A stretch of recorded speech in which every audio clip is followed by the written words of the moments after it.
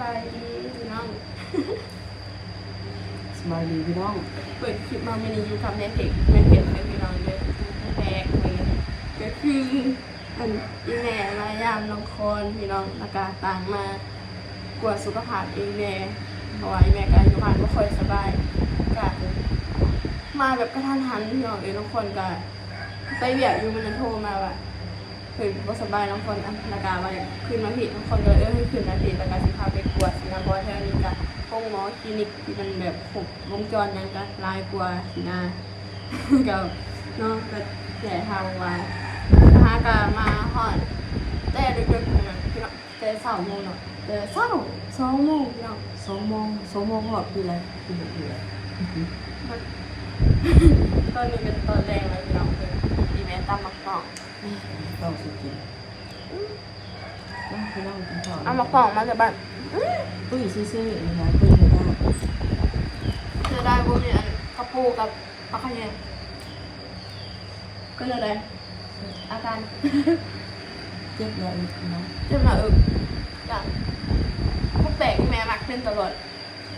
ทุกคนก็กวดเท่าไรก็ว่ามีแต่อันเก่านั่นเองสินะ แบบนี้เราคนนั่นดีแล้วดีมาเจ็บที่ไหนเลย เพื่อพี่น้องกวดมากกวดคลินิกกดทุกคนกดเสียให้ขึ้นมาที่ขนาดกวดตอนนั้นนะนิวทงบีนี่มีในตู้อยู่แล้วนิวทงบีนะมีจะได้มาอยู่แล้วไปกวดหลายต้นเติบแล้วเนาะเป็นนิวไขลัง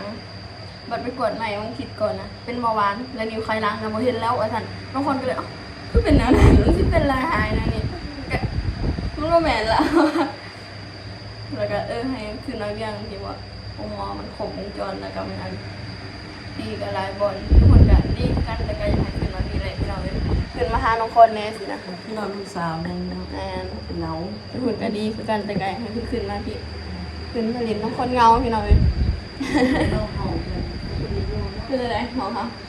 เป็นดีอยู่ มาคุณมาเห็นตับอิดมาจะสาวโอ้ยใจพี่ขาดเลยคุณนะหอมน้องคนแคบ แม่เขาหอมก็ได้หอมนอนเลยพี่อัพ หอมน้องคนแคบพี่น้องเลยเพราะว่าก็สมราคา700,000หลายพันกว่าบาทคือผิวเขาน้องคนแรงไปซื้อมูปิ่งซองใหม่ เขาจะกินหมูปิ้ง ถ้าก็แล้วอย่างน้องคนก็พันได้เห็นกินในสนักคือผิวเขาด้วยแรงไปซื้อให้กินได้ไหม ต้องกินหมูปิ้งน้องว่ามากินกัน โอ้ยเริ่มใช่ปะ หมูปิ้งเดียวกัน แต่ว่าซื้อพาไปไอ้เพื่อนป่าก็ปวดยังแล้วเลยพี่น้องเลยไปเรียนพูดป่าลุงกับหัวมาแล้วก็มึงก็โทษหาเขาแถวว่า กับข้าว ก็ซื้อมะขามคือเนาะซื้อมะขามมาตอนป่าที่แม่ก็มาแบบกระทันกันพวกนี้แล้วก็มีเห็ดขมที่น้องชายเคยกินเนี่ยน้องตัวเจนดีทุกคนนะไม่มันสีพออีแม่กับสะอาดน้องคนกินไปเลยเนี่ยเห็ดขมที่มันอยู่แถวต้นวิกด้วยนะพี่น้องเนี่ยเขาบ้านน้องคนเห็ดวิกบัวแถวอื่นห้องเห็ดยังน้องคนหมักลวกต้มละลายน้ำแล้วก็จำเจียวบนแจ้งนะขมกินน้ำนะให้ขมมาแถวนั้นเนาะขมจนลิ้นต่างอยู่เลย ต้มใส่เกลือไม่รู้ว่าใส่ส้มที่ไหนกินเลย บางคนก็ว่าให้ต้มใส่มะแข่งบางคนก็บอกว่าให้ต้มใส่ขี้เถ้าจะขี้เสือจะได้ให้มันเศร้าขมก็เถอะ ข้าวตำมะข้าว เมื่อไรที่ได้กินท กินมาได้ ำเมื่อไรกดอะไรเมื่อเลยสิบอกหรือว่าอยู่น้ำมันก่อน อยู่บนอะไรก็ไม่ได้นี่เอาเลย อยู่โดนบ่ได้งัวควายไก่เป็ดไก่ เลยพอครับจะไปสวน ลูกมันอีกเลยนะ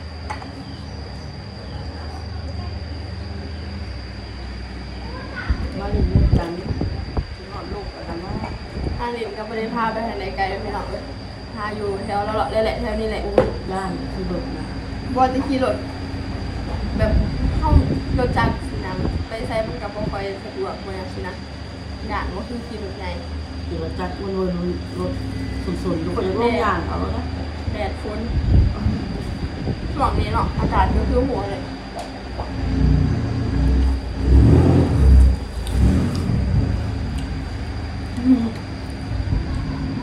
แม่วันก็ได้หายไปหน่อยเพียงอันนี้ห่อนี่นะ ก็บอกว่า ทำดิบเอากินแล้วหมูเสร็จยังให้แม่กินหมูปิ่งก่อน พอดีน้องคอนกระโจกก่อนวันนี้บ่ได้ขายทุเรียนพี่น้องเพราะว่าอีแม่มา หาได้ เมื่อยแน่เพราะว่าขายคู่มืออย่างวันนี้ไปเอาอีแม่ตาเถาเมื่อคืนนี้นอนบ่หลับแบบหัวแม่สิมา อย่างนอนบ่หลับจนหอดอัน11-12 โมงนี่แหละ1 โมงยังเนี่ยได้นอนพอดี2 โมงอีแม่ถูกอ่ะ เมื่อหลักของ 10,000 20,000ตลอดเนาะมีคนหนึ่งกินมาละ อันนี้ก็ใหม่ละ10,000ลูกผู้เดียวคือกินสบัด แต่ว่าเขาน้ำมันมีแล้วคนหนึ่งวันมีเสมอเลยแต่ว่าบุกเปียกว่าจน1 ชั่วโมงนะ อยากอะไรเล็กกินแตะเขาอย่างเงี้ยพี่น้องเพราะว่าน้องคอนมีแต่หมอไฟฟ้าบ่มีหมอหนึ่งบ่มีหมออย่างละกัน1แต่อันนั้นมันเล็ก เป็นเขาเลย เขาชื่อซื้อมอหนึ่งอยู่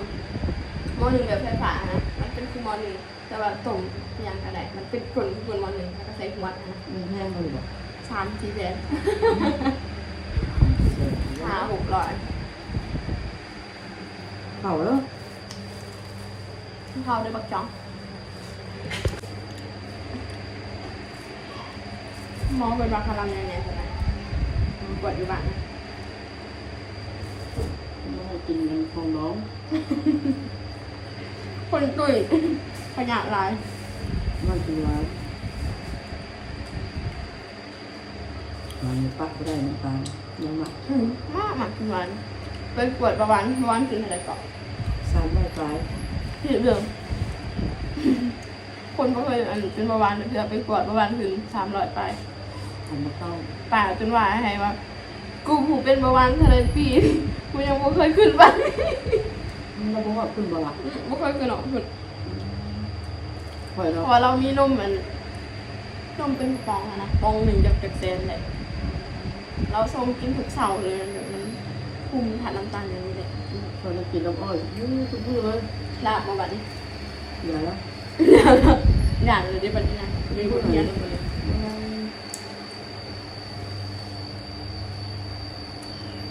กินยา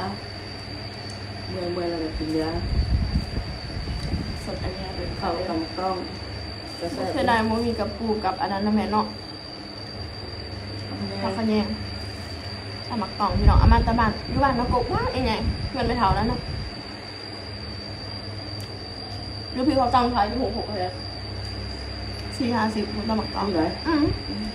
หมักยังไงหมักเยอะไหม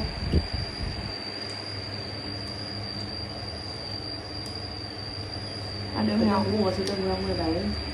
ทาเบิกตามจุดจริง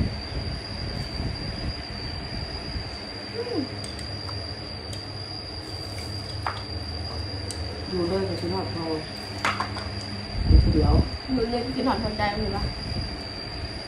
พี่พอคือสิเป็นปิ่นอยู่เลยนี่นะเมื่อคุยอยู่บ้านเป็ด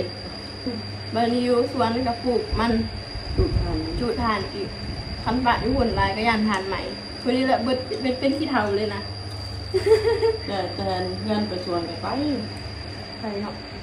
ทางกับทางหยาดพี่น้องย่ามฝนนี่ก็เป็นขี้ต้มแดงนะดินแดงอันมึนๆนะ ฉันมาลงหาซิปอีกเรื่องได้สองเดื มืดเนาะขันยามแรงก็ขี้ฝุ่นก็จนเพียงหัวเขา ทรายเนี่ย ก็จะนาน เกิดนักของกองกัน ขึ้นอยู่กับเขา เป็นน้องเป็นข้าวลูกสาวก็เสิร์ฟ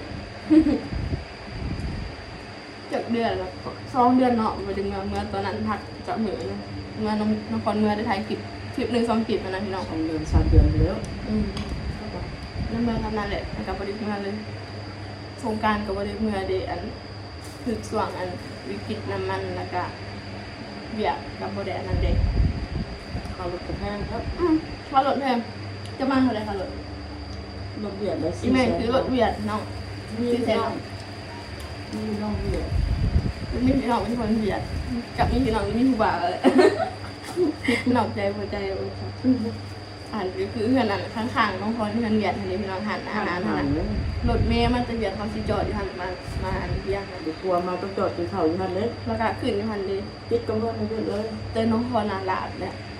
เพราะว่าเคยเอาพอเท่ามันตอนนั้นเขาเล่นว้ายเจ้าเดี๋ยวจะประหยัดบอก เราพิจารณาสมองมันไวเลยมันซ่า แม่บ่เคยขี่รถเวียดเถื่อปกติมันจะตอนเสาร์ดีพี่น้อง ขี่อันรถหนังมั มัน นนอนแต่คนบ่เคยปีอันมัน ขี่ เรา ไว้นี่ จะมองหอดเรา4 โมง 4 โมงแต่ว่าเสีย2 โมงหอดบึก 2 โมงไปมามาปีมันเราหอดเลยคือว่า4 โมงหอด2 โมงหอดเลย ได้นอนอยู่บ่ นอนอยู่นั่นนึงยัน แต่ว่าคันที่ไม่ขี่นะยังดีพี่น้องคันว่าเขาปวดไห้เบาไห้หนักอย่างแหละพอเขาจอดให้ จอดให้ แต่ว่ารถที่น้องพรอันมากตอนนั้นนะเขาเบาแบบคือภาษาคนเบียดเปล่าอะไรเขาบอกเบียดหวนสินะ บางคนมันก็ เนาะใจหายคนเบียดใจหายเขาลิ้นไผ่น้ำรถนะจักไผ่ต้องไปแบบนั่งจุ่มลิ้นไผ่สูบยาแบบไปกับพ่อเท้าก็เจ็บหัวเข่าแต่นั้นพ่อเท้าเลยเจ็บเหนียวนะเขาบอกให้เหนียวใส่กระตุกหันพ่อเท้าก็ทำแบบกระตุกเบาสกปรก เรา แล้ว บ แบอก บ เพื่อนเลยจ้ะ เหนียวพ่อเท้าก็เหนียวใส่กระตุกน้องพรเป็นคนเหนียวเองอย่าถือเลยเนาะนี่ก่อนมันอดเอาไว้ก็เลยทุกอย่างเลย อันนี้ว่าความจริงเลยพอเท้ากันเงี้ยจะกระตุกบางคนใครตะวันหนังอยู่อันนอนอยู่อันแหละทางหลังหมู อันนี้เขาโจ๊ก พูดคือผู้ดีก็ดีเบียดนะ นั่นก็มาให้หรือว่าเขาเรื่องของเขาผู้แล้วก็เราไป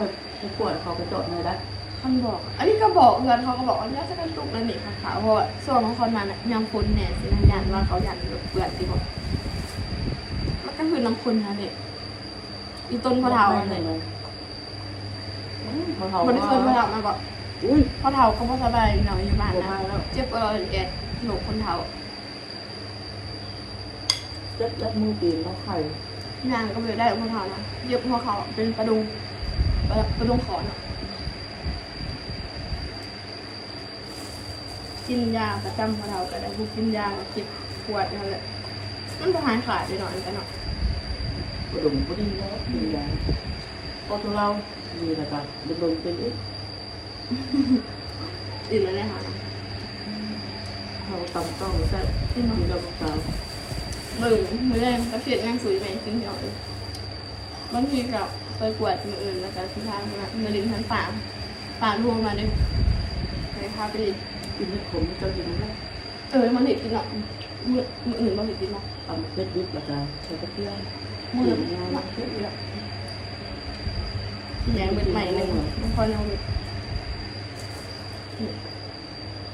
ลองการสำหรับคลิปนี้น้องพรให้เขาลาไปก่อนเลยการสำหรับคลิปนี้ก็มุกกับใจหลายที่มาหาสูงติดตามซ่องน้องพรสาวลาวจ้า